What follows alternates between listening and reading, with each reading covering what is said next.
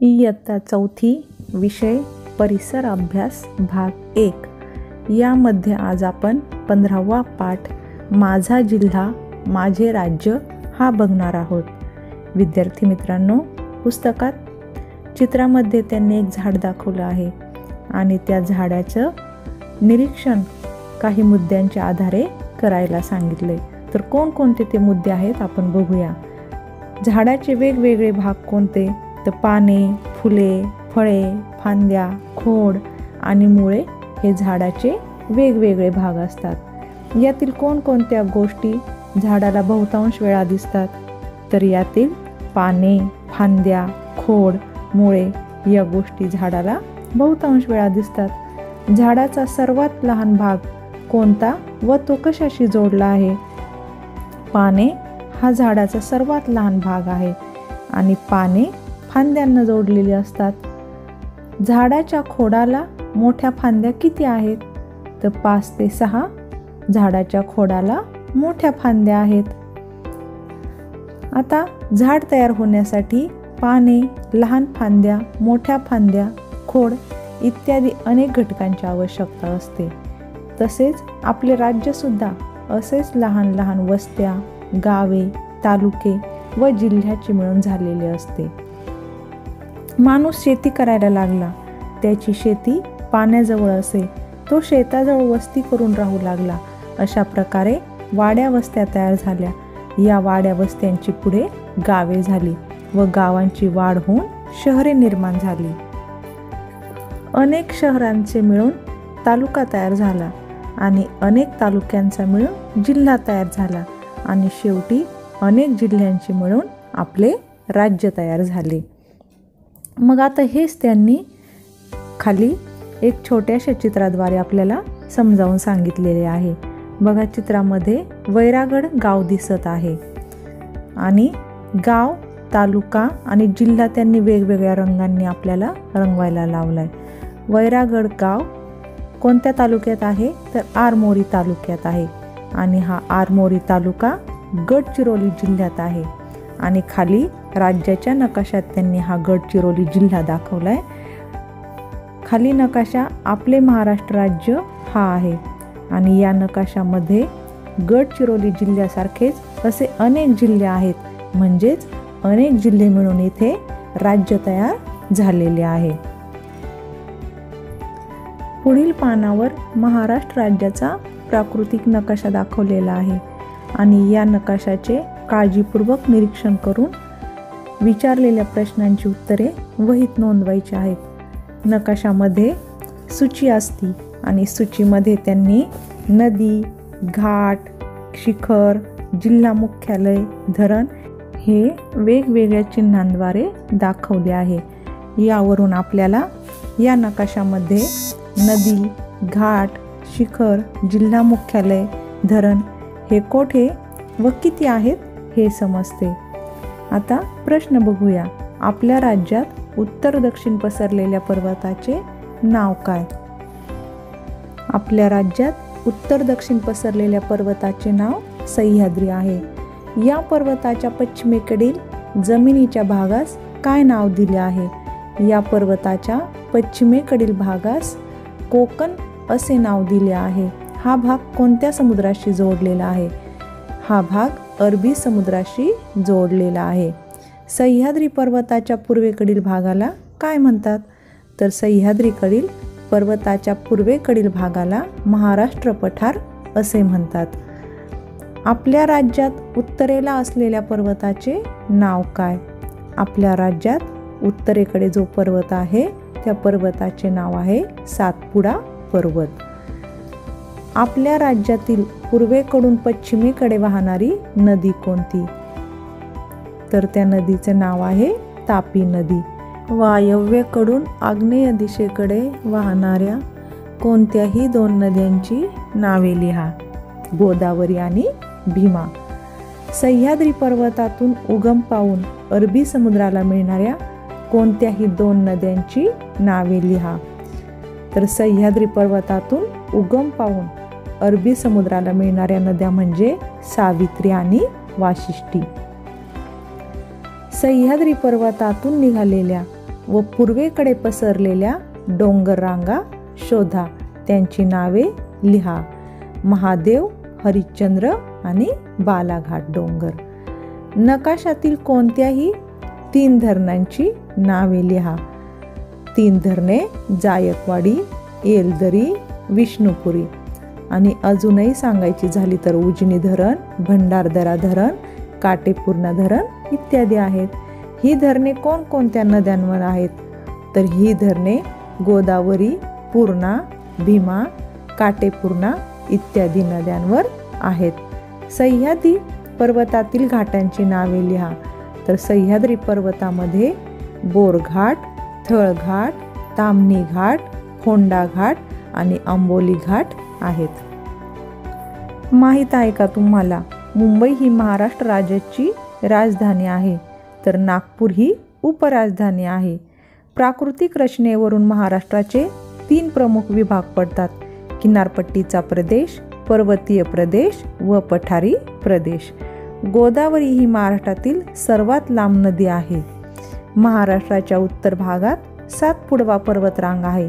या पर्वतरांगेतील अस्तंभा हे सर्वात उंच शिखर आहे. सह्याद्री पर्वतास पश्चिम घाट असेही म्हणतात. या पर्वतरांगेतील कळसुबाई हे महाराष्ट्रातील सर्वात उंच शिखर आहे. राज्याच्या पश्चिमेस अरबी समुद्र आहे. आता खाली महाराष्ट्र राज्याचा वार्षिक पर्जन्यमान हा नकाशा आहे बघा. यामध्ये जास्त पावसाचा प्रदेश, मध्यम पावसाचा प्रदेश आणि कमी पावसाचा प्रदेश हे वेगवेगळ्या रंगांनी दाखवलेत. आणि पुढच्या पानावर महाराष्ट्र राज्याचे मुख्य पिके कोणकोणती हा नकाशा आहे. तर या दोन्ही नकाशांवरून आपल्याला पर्जन्यमानाचा नकाशा आणि खालचा मुख्य पिकांचा तक्ता यावरून कोणती पिके महाराष्ट्राच्या कोणत्या भागात येतात हे शोधायचे आहे. खाली त्यांनी सूची दिली आहे. त्यातील खुणांचा वापर या नकाशात पावसानुसार पिकांचे वितरण करताना दाखवायचा आहे. वेगवेगळ्या पिकांसाठी वेगवेगळे पर्जन्यमान लागते. काही पिकांसाठी जास्त पावसाची गरज असते, तर काही पिकांसाठी मध्यम पावसाची गरज असते आणि काही पिकांसाठी कमी पावसाची गरज असते. आता भातासाठी जास्त पावसाची गरज असते. मग भात हा गोंदिया, भंडारा, चंद्रपूर, गडचिरोली, नागपूरच्या काही भागात, पालघर, ठाणे, रायगड, रत्नागिरी, सिंधुदुर्ग आणि कोल्हापूरच्या काही भागात भाताची शेती केली जाते. त्यानंतर आहे ज्वारी. आता ज्वारीसाठी मध्यम पावसाची गरज असते.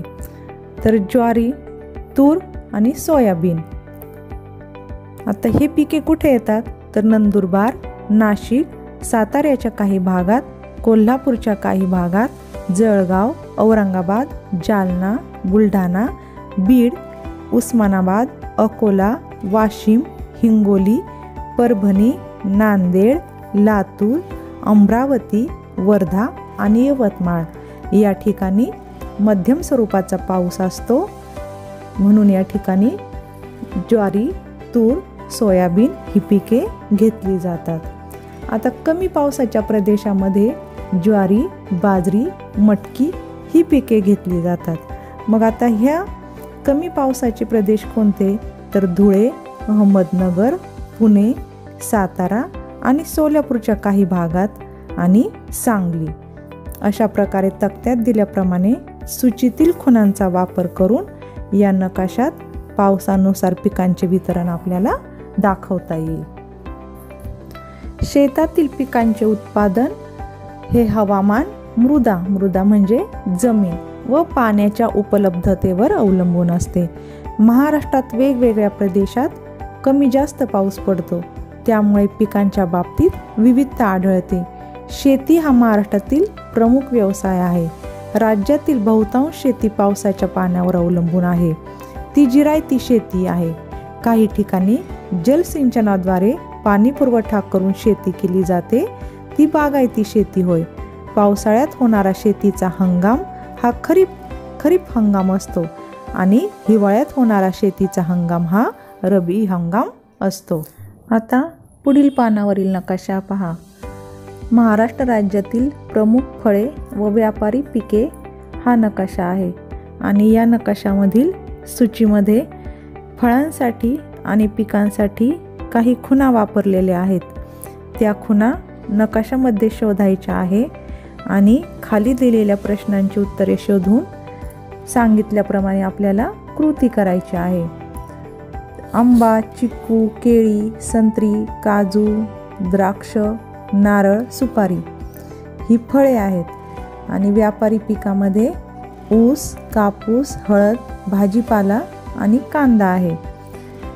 द्राक्षाचे पीक आता कोणत्या जिल्ह्यात आहे ते जिल्हे आपल्याला अधोरेखित करायला सांगितले. तर द्राक्षाचे पीक नाशिक, जळगाव, सातारा आणि सांगली या जिल्ह्यामध्ये आहे. कापसाचे पीक कोणत्या जिल्ह्यामध्ये येते त्या जिल्ह्यांना वर्तुळ करायचे. तर कापसाचे पीक अकोला, अमरावती, जळगाव, बुलढाणा आणि यवतमाळ या जिल्ह्यांमध्ये येते. ठाणे जिल्ह्यातील पिकांच्या चिन्हांभोवती वर्तुळ करून त्यांची नावे वहीत लिहायची. तर आधी आपल्याला बघावं लागेल ठाणे जिल्ह्यात कोणकोणती पिके येतात. तर ठाणे जिल्ह्यात चिकू, केळी, आंबे आणि भाजीपाला इत्यादी पिके होतात. नारळाचे पीक कोणत्या जिल्ह्यात जास्त आहे ते शोधायचं आणि वहीत नोंदवायचे आहे. तर नारळाचे पीक ठाणे, रायगड, रत्नागिरी व सिंधुदुर्ग या जिल्ह्यांमध्ये जास्त आहे. संत्र्याचे पीक कोणकोणत्या जिल्ह्यात येते ते शोधा व जिल्हे वेगळ्या रंगाने रंगवा. संत्र्याचे पीक नागपूर, वर्धा, अमरावती या जिल्ह्यांमध्ये जास्त प्रमाणात येते. वरील सर्व पिके ही जलसिंचनावर आधारित आहेत. हवामान व मृदेनुसार त्यांचे वितरण आढळते. त्यांना व्यापारी किंवा नगदी पिके असेही म्हणतात. या पिकांसाठी रासायनिक खते व औषधे वापरली जातात. हे नेहमी लक्षात ठेवा. पिकांचे उत्पादन अधिक मिळावे म्हणून रासायनिक खतांचा व औषधांचा वापर वाढला आहे. परंतु यामुळे मृदेचे प्रदूषण वाढते. आपण रासायनिक खतांचा वापर कमीत कमी करायला हवा. सेंद्रिय खतांचा वापर अधिक केला पाहिजे. त्यामुळे पर्यावरणाची हानी रोखता येईल. तर आता हे सेंद्रिय खते कोणकोणती? तर शेणखत, लेंडी खत, गांडूळ खत आणि शेतातील पालापाचोळा यांचा वापर आपण सेंद्रिय खत म्हणून करतो. आता आपण आपले महाराष्ट्र राज्याचे प्रशासकीय विभाग पाहणार आहोत. महाराष्ट्र राज्याचे प्रशासनाच्या दृष्टीने 6 विभाग पाडले आहेत. ते 6 विभाग कोणकोणते? तर पहिला आहे कोकण विभाग, नंतर नागपूर विभाग, नंतर पुणे विभाग, औरंगाबाद विभाग, नाशिक विभाग आणि 6वा आहे अमरावती विभाग. आता कोकण विभागात कोणकोणते जिल्हे येतात ते आपण नकाशामध्ये पाहूया. महाराष्ट्राच्या पश्चिमेकडे बघा, पालघर, ठाणे, मुंबई उपनगर, मुंबई शहर, रायगड, सिंधुदुर्ग, रत्नागिरी हे जिल्हे मिळून कोकण विभाग तयार झालेला आहे आणि तो आपल्याला गुलाबी रंगाने रंगवायचा आहे. दुसरा विभाग आहे नागपूर विभाग. भंडारा, नागपूर, वर्धा, चंद्रपूर, गोंदिया, गडचिरोली हे जिल्हे मिळून नागपूर हा विभाग तयार झालेला आहे. पुणे विभाग, यामध्ये पुणे, सातारा, सांगली, सोलापूर, कोल्हापूर हे जिल्हे येतात आणि ते आपल्याला हिरव्या रंगाने रंगवायचा आहे. पुढचा विभाग आहे चौथा, औरंगाबाद विभाग. औरंगाबाद विभागामध्ये औरंगाबाद, जालना, परभणी, हिंगोली, लातूर, बीड, नांदेड आणि उस्मानाबाद हे जिल्हे येतात. पाचवा आहे नाशिक विभाग. नाशिक विभागात नंदुरबार, धुळे, जळगाव, अहमदनगर आणि नाशिक हे जिल्हे येतात. आपण नाशिक या प्रशासकीय विभागामध्ये येतो. 6वा विभाग आहे अमरावती विभाग. यामध्ये अमरावती, अकोला, बुलढाणा, वाशिम आणि यवतमाळ हे जिल्हे येतात. आता तुम्ही तुमच्या पाठ्यपुस्तकातील नकाशात हे निरनिळ्या रंग भरून हे जिल्हे रंगवायचे आहेत आणि ही कृती पूर्ण करायची आहे. महाराष्ट्र राज्याची निर्मिती 1 मे 1960 रोजी झाली आहे. भारतातील राज्यांची निर्मिती भाषांच्या आधारावर झाली आहे आणि मराठी ही महाराष्ट्राची राजभाषा आहे. भाषेच्या बाबतीत आपल्या राज्यात साम्य तसेच विविधताही दिसते. वेगवेगळ्या प्रदेशात मराठी भाषेच्या उच्चारांमध्ये बदल जाणवतो. त्यामुळे राज्यात बोली भाषेच्या बाबतीत विविधता आढळून येते. या विविधतेचा आपण आनंदाने स्वीकार केला पाहिजे. महाराष्ट्रातील कोकण प्रदेशात कोकणी आणि मालवणी या बोलीभाषा बोलल्या जातात. विदर्भ प्रदेशात वऱ्हाडी ही बोलीभाषा बोलली जाते आणि खानदेशामध्ये अहिराणी, खानदेशी ही बोलीभाषा बोलली जाते. गोरमाटी, कोलामी, कोरकू इत्यादी महाराष्ट्रातील आदिवासी जमातीच्या पारंपरिक बोलीभाषा आहेत. सांगा पाहू, आपल्या राज्यात परंपरेनुसार सण उत्सवात विविधता आढळते. दिवाळी, दसरा, ख्रिसमस, ईद हे सण सर्वजण साजरे करतात. कोकणात नारळी पौर्णिमा, होळी, गणेशोत्सव हे सण प्रामुख्याने साजरे होतात. तर पठारी प्रदेशावर दसरा, दिवाळी, बैलपोळा इत्यादी सण मोठ्या प्रमाणात साजरे केले जातात. 15 ऑगस्ट व 26 जानेवारी हे 2 राष्ट्रीय सण देशभर उत्साहात साजरे केले जातात. गाव, तालुका, जिल्हा, राज्य व देश हे सर्व मानवनिर्मित असतात. आपण काय शिकलो? आपल्या राज्याची प्राकृतिक रचना, हवामान, मृदा व पाण्याच्या उपलब्धतेनुसार पिकांमधील विविधता, मराठी राजभाषा व मराठी भाषेच्या बोली, सणोत्सवातील विविधता. विद्यार्थी मित्रांनो, समजला ना पाठ? आता या पाठाचा स्वाध्याय आपण पुढील व्हिडिओमध्ये पाहू. तोपर्यंत घरी राहा, सुरक्षित राहा, काळजी घ्या आणि अभ्यासही करा. Bye bye.